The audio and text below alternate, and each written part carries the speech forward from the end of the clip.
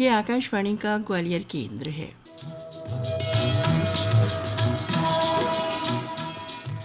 आइए सुनते हैं कोविड-19 जागरूकता पर आधारित ये विशेष कार्यक्रम मन में है विश्वास।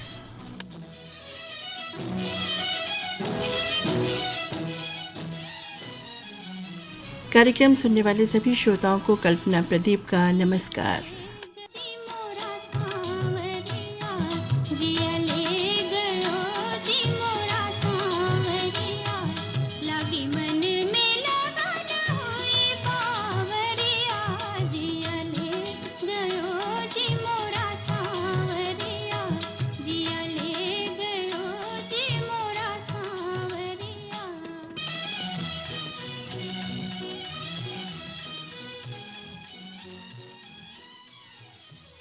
जी हाँ साथियों, वक्त ही ऐसा चल रहा है। हमारा मन बहुत भटक रहा है, इधर से उधर, उधर से उधर और उधर से कहीं और उधर। यानी कि हमारी समझ में नहीं आता कि हम अब क्या करें। कोविड-19 से कब तक लड़ें, कहाँ तक लड़ें, क्या क्या करें और क्या ना करें। साथियों, ऐसी स्थिति हुई, लॉकडाउन हुआ और लॉकडाउन खुला भी। और खुला तो ऐसा खुला कि हम सब खुल के बाहर निकलने लगे और बस ऐसा लगने लगा कि हम सब बिल्कुल मुक्त हो चुके हैं। और इसका अंजाम ये हुआ कि दिन पर दिन कोरोना वायरस फैलता गया, इससे संक्रमित मरीज़ बढ़ते जा रहे हैं। और जब हम रोज़ हेल्थ बुलेटिन को देखते हैं तो मन दुख जाता है। इन मरीज़ों की बढ़ती हुई संख्या को देखकर हमारे प्रशासन ने कुछ और प्रयास जारी किए। यानी कि रविवार को भी अब लॉकडाउन रखने की व्यवस्था की कि हम इस महामारी से कुछ बच पाएँ, इसमें कुछ नियंत्रण हो सके। इसी विषय पर हमने बात की एडीएम ग्वालियर श्री किशोर कान्याल से। सुनिए। सर, आकाशवाणी ग्वालियर की ओर से हम आपका बहुत बहुत स्वागत कर रहे हैं। नमस्कार जी, नमस्कार। और सर, मैं आपसे ये जानना चाह रही थी कि ये जो नया ये अलग तरीके का कुछ लॉकडाउन की बात हो रही है, क्या है? कुछ नए तरीके से कुछ समझ में नहीं आ रहा है, लोग कंफ्यूज हो रहे हैं, क्या है? कुछ बताइए हमारे श्रोताओं के लिए। जैसे बीच में लॉकडाउन लगाए जाते थे, सरकार का लॉकडाउन इस पर भी लगाया गया है, बट ये केवल एक दिन के लिए है। अच्छा। ये केवल संडे के लिए लगाया है। इसको प्रयोग सफल होने पर मतलब हर संडे इसको यूज किया जाएगा। अच्छा। और सवेरे 6 बजे से लेकर 10 बजे तक जो हमारी एसेंशियल कमोडिटीज होती है उसका बिक्री अलाउड है। जैसे दूध हो गया, बटर हो गया, ब्रेड हो गया, अंडे हो गए। जी जी। इसके बाद 10 बजे के बाद इस दौरान हमारे मेडिकल स्टोर भी खुले रहेंगे और हमारे पेट्रोल पंप भी खुले रहेंगे। बट इसके बाद हम लोगों ने क्या है कि संपूर्ण बाजार पूरा बंद रहेगा। अच्छा। शॉपिंग मॉल्स हैं, कमर्शियल मॉल्स हैं, बाजार हैं, वो सारे के सारे बंद रहेंगे। और लेकिन जो ऑनलाइन जो डिलीवरीज होती है, होम डिलीवरीज का जो कॉन्सेप्ट है उसको अपने ओपन रखा हुआ है। ताकि किसी को कोई चीज मंगा दे वो होम डिलीवरी के माध्यम से मंगा सकता है। होटल्स खुले रहेंगे, रेस्टोरेंट्स को हमने खोला हुआ है। और बेसिकली उद्देश्य यही है कि संडे के दिन हो सकता है काफी मार्केट खुले रहे, क्योंकि अब ट्रेंड जो दिख रहा है कि अब धीरे धीरे रश बढ़ रहा है। जी जी। और हमारे को कोरोना के फेस में हमारी जो सबसे ज्यादा मेजर कंसर्न है भीड़। भीड़ यदि वो डिसिप्लिन नहीं है तो सबसे ज्यादा खतरा उसी में होता है। बिल्कुल। कोरोना का जो वायरस है वो फैलता है, इन्फेक्शन फैलता है। तो उसी के लिए एक प्रिकॉशन तौर पर ये प्रयोग किया गया, जिसको सरकार से भी अनुमति ली गई है कि इस सप्ताह में एक दिन हम जो संडे को अपने यहाँ पे लॉकडाउन करेंगे। ठीक है। तो ये जो लॉकडाउन की बात आप कर रहे हैं, ये पूरे शहर में होगा, एरिया वाइज तो ऐसा कहीं कोई इसका कॉन्सेप्ट नहीं है? नहीं, ये ग्वालियर नगर निगम सीमा के अंतर्गत है। इसमें जो ग्रामीण क्षेत्र है वो इससे अलग है, उसमें कोई हमारा लॉकडाउन नहीं है। अच्छा अच्छा। और जो प्रीवियस हमारे ऑर्डर्स है उसमें जो रिलैक्स किया गया वो अपने जैसा मैंने बताया आपको वो चीज रिलैक्स रहेंगी, बाकी चीजें बंद रहेंगी। हाँ, तो होम डिलीवरी होती रहेगी तो उसमें भी लोग आएंगे जाएंगे तो है ही। बट वो होम डिलीवरी में काफी कम संख्या में लोग आते जाते रहते हैं, जिनके पास अपना कंपनी का आई कार्ड वगैरह पहन के रहते हैं, तो वो कुछ चीजें जो भी इसेंशियल चीजें होती हैं उसकी होम डिलीवरी कर सकते हैं। अच्छा अच्छा। रविवार को लॉकडाउन के संदर्भ में जानकारी दे रहे थे एडीएम ग्वालियर श्री किशोर कान्याल।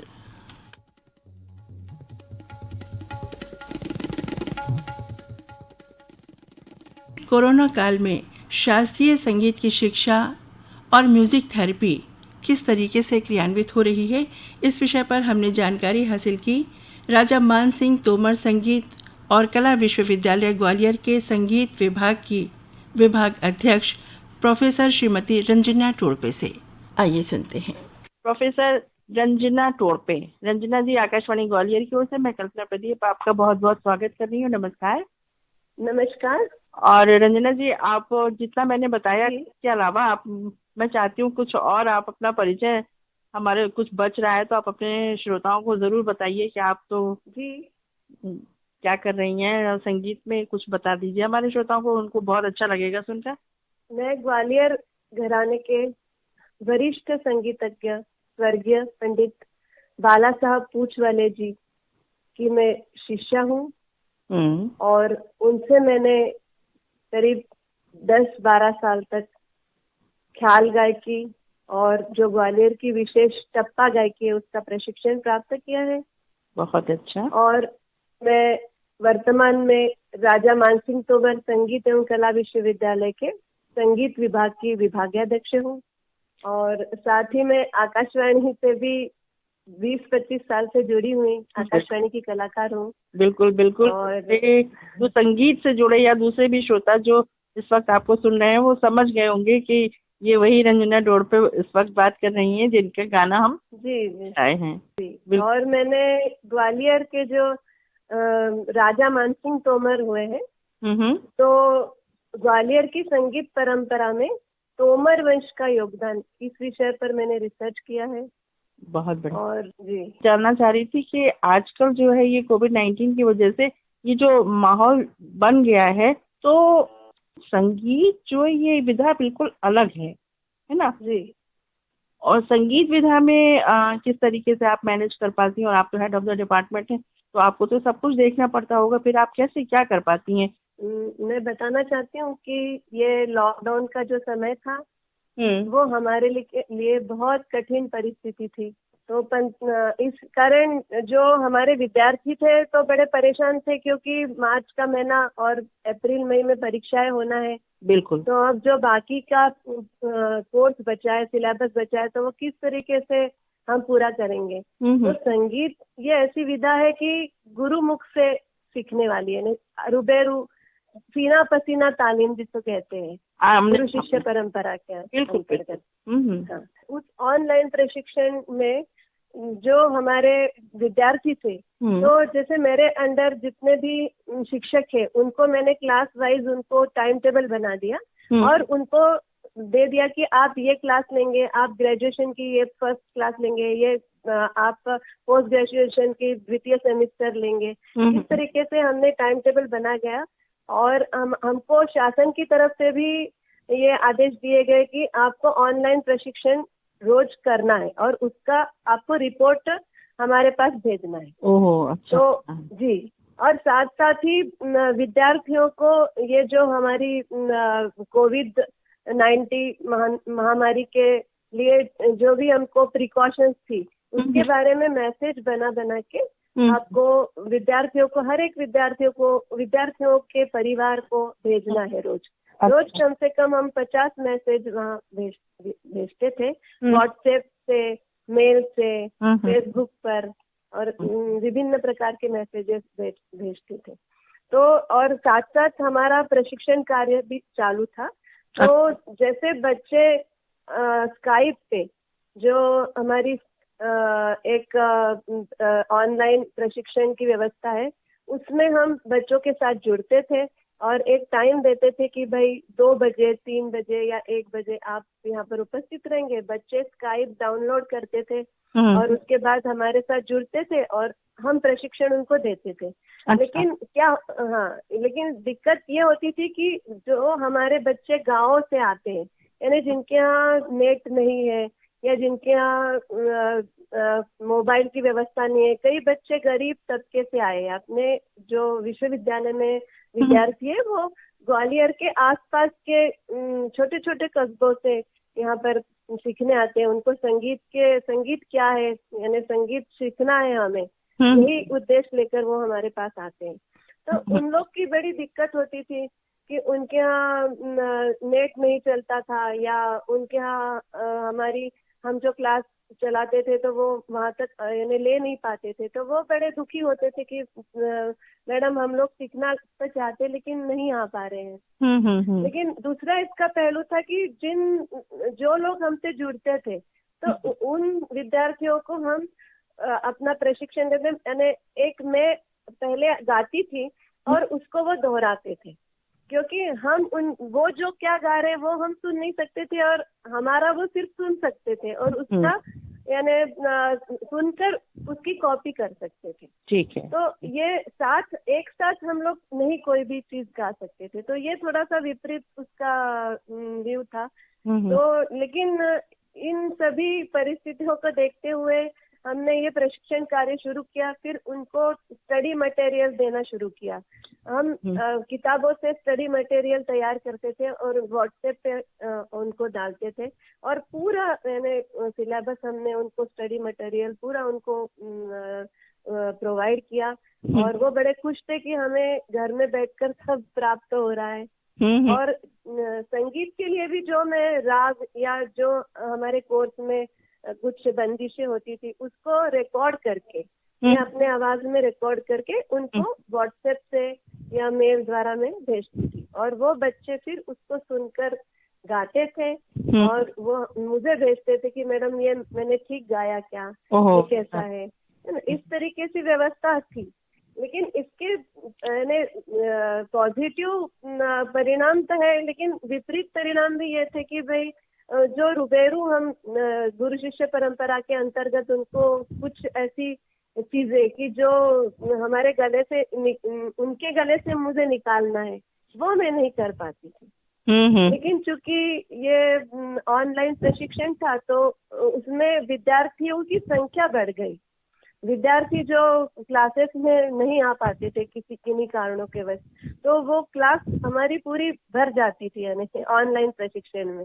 तो हमारे राज्यपाल जी ने एक मीटिंग ली थी तो वो बड़े खुश थे कि देखिए कि आपके यहाँ विश्वविद्यालय में क्लासों में बच्चे नहीं आते और ये संख्या तो बढ़ती जा रही है। तो हाँ, तो ये भी एक अच्छी बात हुई है इस लॉकडाउन के दौरान। कोई एक स्वर में जरा सा फर्क हो जाता है, कब कोमल कहाँ लगाना है, कहाँ तीव्र लगाना है, क्या करना है। अब बच्चे तो बच्चे ही होते हैं, जरा से फर्क हो जाता है। तो वो फिर आप कैसे, उन्होंने तो रिकॉर्ड करके भेज दिया, आपने पता कर लिया कि इसमें कहाँ कमी है, फिर उस कमी को सुधारना तो मुश्किल नहीं होता क्या? बार बार यही कह रही थी कि संगीत इन परिस्थितियों में इनके कोर्स सिलेबस को पूरा करने के लिए हमें ये सब कुछ करना पड़ रहा था।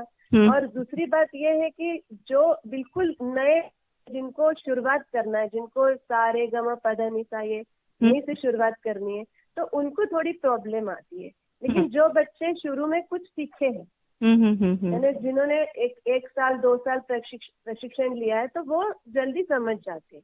ठीक बात। तो हमें इस दौरान ये भी मालूम पड़ा कि हम नए बच्चों को इतना नहीं कर पाते थे जितना कि सीखे हुए बच्चे उसको जल्दी पिकअप कर लेते थे। और ऐसे ही आपने कुछ एग्जाम भी अरेंज किया होगा? तो उसमें भी मैंने उनको सिर्फ 10 बजे से लेकर 12 बजे तक मैंने उनको प्रश्न दिए और उन प्रश्नों को मैंने 12:01 पर उन्होंने पीपीटी द्वारा मुझे सब भेज दिए या मेल से। और मैंने 1 मिनट भी उनको नहीं कि नहीं आप तुरंत मुझे भेजो। और इस तरीके से उनको बहुत अच्छा लगा, उन्होंने पढ़ाई की और वो प्रश्नों के उत्तर वहाँ पर। हाँ, एग्जाम को एग्जाम के तरीके से ही लिया आपने? जी, एग्जाम को। फिर दूसरा हम लोग ने उनको एक ऐसा ये दिया कि भाई आप किसी जैसे संगीत के कोई वाद्य है या कोई घराना है, उसके ऊपर आप एक पीपीटी बनाइए।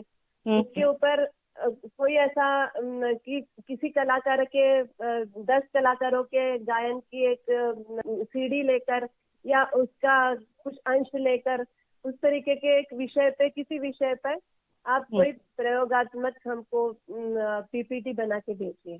अच्छा। उसके लिए भी एक टास्क दिया गया उनको कि इस तरीके से, उस तरीके से भी बच्चों ने कई अच्छा प्रोजेक्ट वर्क करके और हमें भेजे हैं। तो हमें बहुत खुशी हुई कि उन्होंने सब दूर यानी अपने नेट पे ढूंढ के उस पर अभ्यास करके कुछ न कुछ तो किया। ऐसा नहीं कि इस समय खाली बैठे हुए। उनको दिन भर हम बिजी रखते थे कुछ न कुछ करके। तो इस प्रोजेक्ट के तहत भी कुछ बहुत अच्छे मेरे पास प्रोजेक्ट्स आए हुए हैं और बच्चों ने अच्छा उसको शोध किया है। यानी ये आगे रिसर्च के लिए, शोध कार्य के लिए उनको बहुत लाभदायक हुआ, मुझे ऐसा लगता है। और बच्चों ने भी ये कहा कि नहीं मैडम, हमने जो आपने विषय दिए उस पर हमने ये प्रोजेक्ट बनाया, आगे के लिए हमें बहुत फायदा होगा इसका। हमें बहुत मजा आया और हम बहुत खुश। कई बच्चे तो इतने उत्साह थे कि मैडम और दीजिए आपने, हम तो बहुत खुश हो रहे हैं। इस तरीके से प्रतिक्रिया हमें मिली है। बहुत अच्छे। और आप कुछ और, मैं तो आपके पास तो भंडार है बताने के लिए। मैं जानना चाहती हूँ कि कुछ सेमिनार्स वगैरह कुछ आपने अरेंज किए? जी। वो कैसे, क्या किया आपने? हाँ, वो भी यानी हमारे एक साल भर के कार्यक्रमों में सेमिनार है, किसी की स्मृति समारोह है, इस तरीके से करने का हमारा एकेडमिक कैलेंडर होता है। तो अभी सेमिनार को हमने राष्ट्रीय वेबिनार यानी वेब पे हो रहा है, इसलिए उसका नाम वेबिनार रखा गया। अच्छा। और इसमें हमने बड़े बड़े कलाकारों को उनसे बातचीत करके और उनसे परमिशन लेके उनको हमने ऑनलाइन उनको बुलाया और किसी जूम ऐप पे या किसी और गूगल मीट ऐप पे उसको हमने उनको अरेंज किया। और अभी भी पंडित ताल योगी सुरेश तलवलकर जी, जो कि बहुत प्रसिद्ध तबला वादक है, उनका वेबिनार होने वाला है। जो पंडित, जो तानसेन सम्मानित पंडित विद्याधर व्यास जी ने ग्वालियर गायकी के ऊपर बहुत ही बढ़िया व्याख्यान दिया और गा के भी दिखाया। बच्चों बहुत खुश थे कि कुछ हमें सुनने मिल रहा है, नया सुनने मिल रहा है, सीखने मिल रहा है। तो इस तरीके के हमने 2-3 अच्छे वक्ताओं के, अच्छे गायकों के वेबिनार किए और जिससे बच्चे बहुत लाभान्वित हुए हैं, उनको बहुत ज्ञान अर्जन हुआ है। बहुत अच्छी बात आपने बताई कि बहुत कुछ नया कुछ नए प्रयोग, बहुत नई चीजें जानने को मिल रही हैं, बच्चे सीख रहे हैं। और ये नहीं कि अगर लॉकडाउन है तो वो सब कुछ लॉक हो गया और हम बैठ गए, ऐसा कहीं कुछ नहीं है, और भी कुछ नया उभर करके आ रहा है। लेकिन इस दौरान आप ये मानती होंगी कि जब काम नहीं हो पाता है, एक विधिवत जो काम होता है उसमें, और किसी काम को हम अरेंज करते हैं, उसको किसी तरीके से पूरा करने की कोशिश करते हैं, तो उन दोनों में बहुत फर्क होता है। और ऐसे में जब कई बार काम नहीं हो पाता तो हमें बहुत टेंशन होती है। तो संगीत को तनाव से हम, ये तनाव है आता है तो संगीत से कहते हैं कि तनाव दूर होता है। तो किस तरीके से, क्या ऐसे में मैनेज हो सकता है? क्योंकि विद्यार्थी भी बहुत है, संगीतकार भी बहुत है, और ये समय ऐसा जो निकल रहा है, इस दौर से सबको गुजरना पड़ ही रहा है, क्या करें? हर व्यक्ति तनाव ग्रसित होता है। कितना भी हम अपने आप को सोचते हैं कि नहीं हम तनाव रहित रहेंगे, लेकिन कल क्या होगा और क्या होने वाला है, इस तरीके के विचार मन में आते हैं। तो इसके लिए म्यूजिक थेरेपी, संगीत चिकित्सा एक बहुत अच्छी आधुनिक चिकित्सा पद्धति अभी उसका प्रादुर्भाव हुआ है। हालांकि वो वैदिक युग से ही जानी जाती थी, लेकिन वो अलग रूप में थी। तो वैदिक युग में क्या था कि ऋचाओं का गायन होता था, सामवेद में स्वरों के साथ मंत्रोच्चार होता था। तो आपने सुना होगा कि ओम का जो हम उच्चार करते हैं, ओ, तो ये ओम के उच्चारण में जो स्वर, हमको स्वर लहरियां हमारे कान में गूंजती है, तो उन स्वर लहरियों से हमें मन शांत होता है। आप, मैं सामान्य जितने भी लोग सुन रहे हैं हमारे श्रोता, तो मैं उनको कहना चाहती हूँ कि आप ये करके देखिए, सुबह उठ के ओम का उच्चारण कीजिए और जितने भी आपके मन में विपरीत विचार आ रहे हैं तो शायद वो विपरीत विचार दूर हो जाएंगे और आपको सकारात्मक ऊर्जा प्राप्त होगी। और इसी के साथ जो ऋषि मुनि जो वैदिक काल में पुरातन काल में थे, तो वो हर कोई धार्मिक आयोजन हो घर में या कोई पूजा पाठ हो, तो उसमें गायत्री मंत्र का जाप करते थे। तो गायत्री मंत्र जो था, मैं आपको सुनाती हूँ। बिल्कुल, जरूर। ओम भूर्भुवः स्वः तस्य वितुर्वरेण्यं भर्गो देवस्य धीमहि धियो यो न प्रचोदयात्। तो ये जो स्वर लहरियां थे, इससे हमारे शरीर में एकदम से वाइब्रेशन पैदा हो जाते हैं और वो वाइब्रेशन हमारे मस्तिष्क तक पहुंचते हैं और हमको मन को शांति प्रदान होती है। तो मंदिरों में आपको हमेशा सुनाई देते होंगे कि मंत्रोच्चार, तो ऋषि मुनि इन्हीं मंत्रोच्चार के द्वारा कई सिद्धियां प्राप्त करते थे और उन सिद्धियों के द्वारा कई प्रकार के रोगों का निवारण करते थे। तो वो जो पुरातन कालीन वैदिक जो चिकित्सा पद्धति थी, उसी को आज आधुनिक चिकित्सा पद्धति में संगीत चिकित्सा कई विदेशों में, हमारे देश में भी, साउथ में, चेन्नई में, बेंगलोर में बड़े बड़े केंद्र बने हैं। और ये जो योग प्रशिक्षण केंद्र है, इसमें भी आप देखते हैं कि योग क्रिया जब होती है उसके साथ संगीत की लहरियां सुनाई पड़ती है। बिल्कुल बिल्कुल बिल्कुल। तो मैं ये कहना चाहती थी कि यह संगीत चिकित्सा वैदिक काल से ही, पुरातन काल से ही चली आ रही है और उसका अब यदि हम उसको राग में ढालेंगे, वो जो मंत्रोच्चार था, तो उसके जो स्वर है सा सा नी सा रे सा नी सा रे नी रे सा, ये हमारे शास्त्रीय संगीत का भैरव राग है और भैरव राग प्रातः काल में गाया बजाया जाता है। बिल्कुल बिल्कुल। इसमें रे कोमल और ध कोमल स्वर लगते हैं। तो भैरव के प्रकारों पे प्रयोग किया गया और उसके द्वारा जितने भी मनोविकार थे, उनके जो रोगी थे, उनको बहुत लाभ मिला और वो मनोविकार उनके कम हुए और वो सामान्य जीवन जीने लगे। ऐसे कई उदाहरण हैं। जैसे एक कोमा में कोई लड़की थी, तो उसके हॉस्पिटल में कितने दिन से कोमा में थी, लेकिन उसमें हमारे जो प्रसिद्ध वायलिन वादक एम राजम जी हैं, उन्होंने अपने वायलिन से उनको सुबह दोपहर शाम इस तरीके के राग सुनाया करती थी और ये संगीत का प्रयोग किया गया म्यूजिक थेरेपी के द्वारा, तो उनको वो 8 दिन में अपने सामान्य स्थिति में आ गई। बहुत बढ़िया। ये हम ऐसे कई प्रत्यक्ष, अब समय के अभाव है, वरना ऐसे प्रत्यक्ष कई उदाहरण है कि जो कि हमारे सामने है। वैसे ही तानसेन, हमारे ग्वालियर के संगीत सम्राट तानसेन, जिन्होंने की अग्नि प्रज्वलित की थी और फिर उसके बाद उनके लड़कियां ताना रीरी, जो लड़कियों ने मल्लार गा के उस अग्नि को शांत किया था। तो क्या ये म्यूजिक थेरेपी नहीं है, ये म्यूजिक यानी संगीत चिकित्सा ही है। बिल्कुल बिल्कुल चिकित्सा, बिल्कुल सही स्वर सही तरीके से सही जगह पहुंचे तो वो अपना असर दिखाते ही हैं। बिल्कुल। ऐसा लग रहा है कि आप बोलती जाइए और बस आप सुनते जाएं। मैं बस श्रोताओं को यही कहना चाहती हूँ कि तनाव से मुक्ति पाने के लिए संगीत सबसे अच्छा साधन है।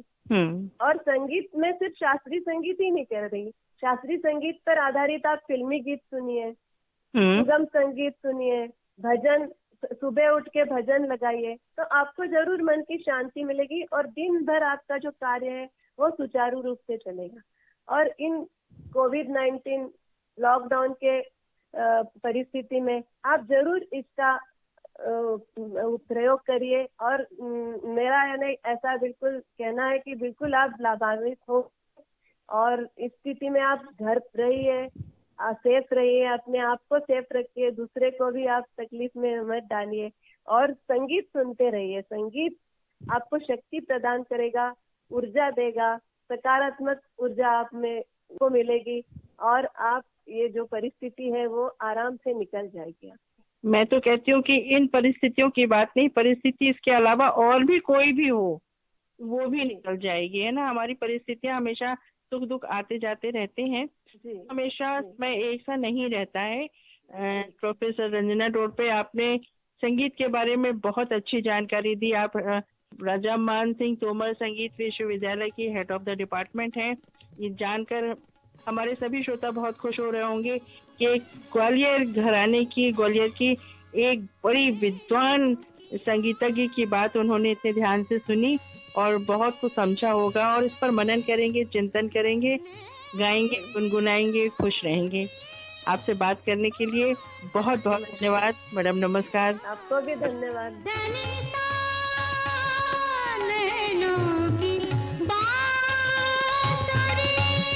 कोरोना काल में शास्त्रीय संगीत की शिक्षा और संगीत चिकित्सा, इस विषय पर श्रोताओं अभी आपने राजा मान सिंह तोमर संगीत और कला विश्वविद्यालय ग्वालियर के संगीत विभाग की विभाग अध्यक्ष प्रोफेसर श्रीमती रंजना टोडपे से ये बातचीत सुनी। ज्योति जलाए बावरी से डोले डोले पायलिया बोले मीठे बोले बोले बोले पायलिया मीठे बोले बोले छुम छनन बोले जनक जन बोले छुम छनन बोले जनक जन बोले मीठे बोल बोले बोले पायलिया मीठे बोल बोले मीठे बोल बोले मीठे बोल बोले बोले रे बोले रे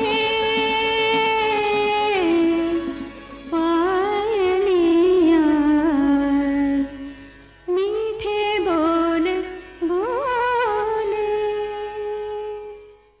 हाँ साथियों, ये मीठे बोल हमें ज़रूर सुनने को मिलेंगे, बस हमें थोड़ा सा ध्यान देना होगा, हमें प्रयास करना होगा कि ये माहौल फिर से अच्छा हो जाए, कहीं कोई दिक्कत ना हो। इसके लिए हम यानी कि कोरोना वायरस जो इतना फैला हुआ है, जिसके लिए हम सब इतने परेशान हो रहे हैं, उसका ध्यान हमें ख़ुद को रखना होगा। इससे बचने के लिए मास्क लगाना, सोशल डिस्टेंसिंग, सफाई रखना, ये सारी बातें आपको बहुत अच्छी तरीके से मालूम है।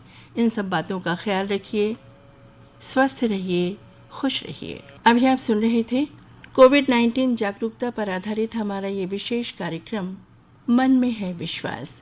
कार्यक्रम समाप्त करने की कल्पना प्रदीप को इजाज़त दीजिए। नमस्कार। ये आकाशवाणी ग्वालियर है। अगला प्रसारण भोपाल से होगा।